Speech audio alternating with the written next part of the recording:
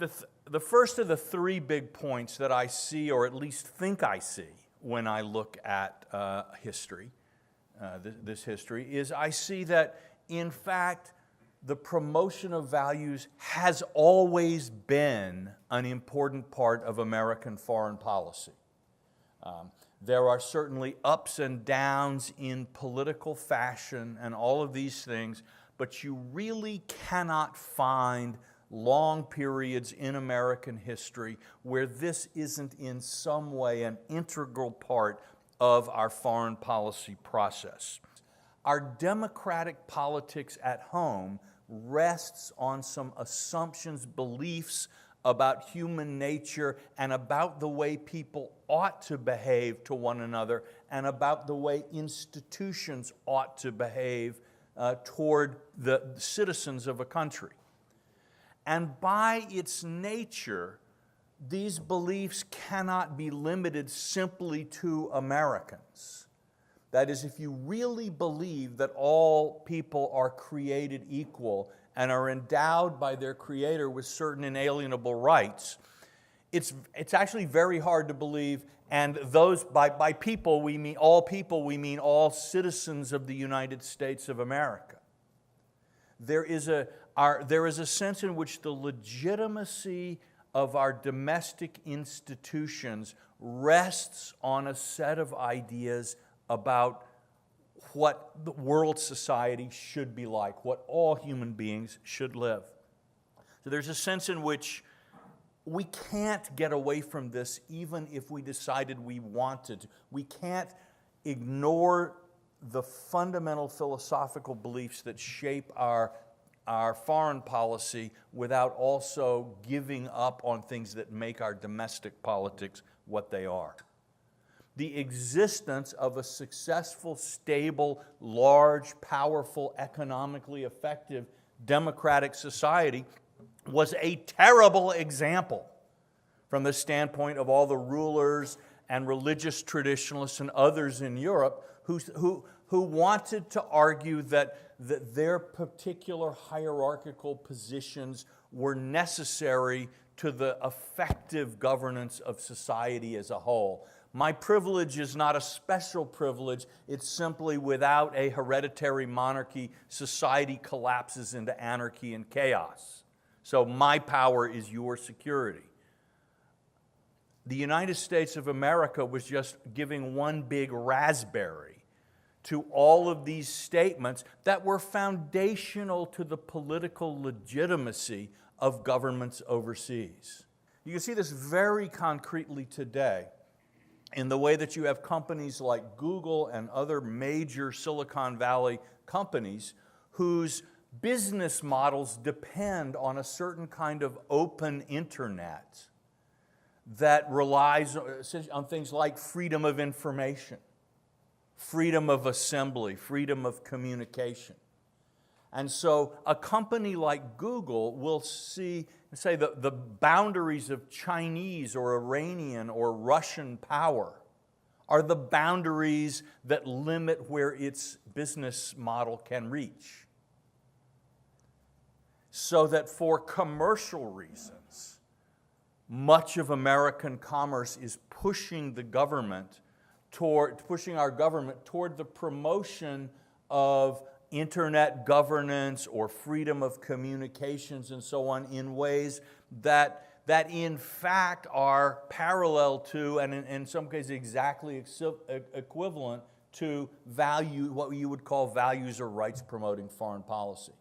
The second thing that I think we learn from the study of democracy over the last 200 years is that transitions to democracy are really hard and they usually fail in the short term, often in the very long term.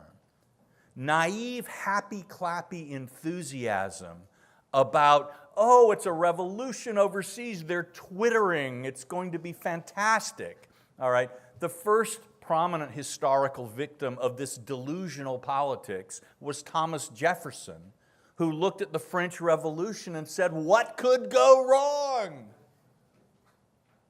Nothing. All right? It happened again with the Latin American revolutions. All kinds of Americans thought, oh, it's fantastic. Democracy in Bolivia, how could it possibly fail? What could go wrong? The answer was, in many countries, 50 years and more of bad governance, chaos, anarchy, repeated dictatorships. It was terrible. We saw it again, 1848. It's happening. No, it wasn't. 1918, Weimar Republic, democracy in Germany. Okay? If we think about it, France had its first democratic revolutionary movement in 1789. It's really not until 1871 or 2 that you get a long-term, stable, quasi-stable, democratic republic in France. Just let a couple of English-speaking liberals tweet, and we get all soft and fuzzy and excited, and oh, it's happening, it's happening. It probably isn't. And something much uglier probably is happening. Not always, because in fact there are more democracies now than there were in 1789. To say that the path of democratization is not smooth or simple is not to immediately go to despair and say there's no possibility, oh, it's all useless, history proves nothing happens, nothing changes. No. But the road is difficult. It is complicated. It is long.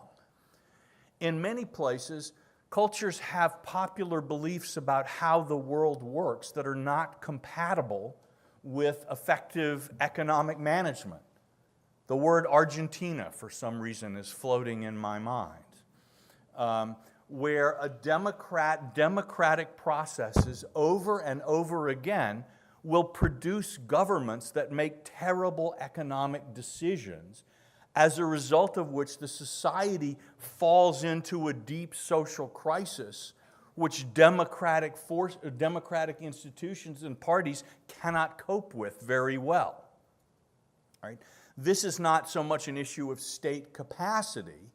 It's that the people vote in democratic elections for parties who then go screw everything up so often that sometimes by the support for democracy collapses to the point where things like a coup are popular, at least for a little while. And yet over and over and over again, democracy proponents are surprised by things that repeatedly happen. And it suggests that we are not deep enough in our thinking. We underestimate the profound importance of democracy promotion, but also its difficulty. It's a deep,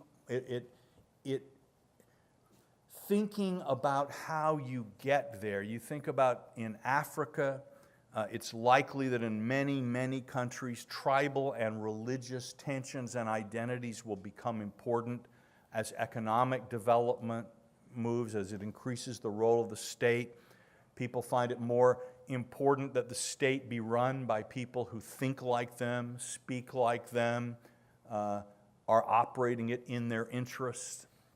So we are likely to continue to see a link between the rise of democracy and the rise of various forms of social conflict and tension within countries.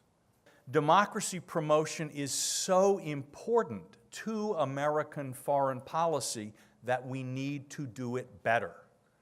And that if we're not willing to admit that we have not always done it that well, that's an incredibly fatalistic view.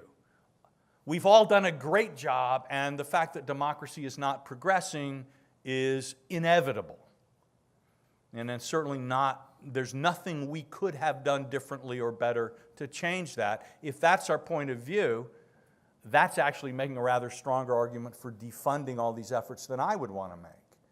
i.e. that they're not working very well, and all the people involved say there's nothing they could do that would be better. So I think we need to think about change and improvement because, frankly, it isn't going well.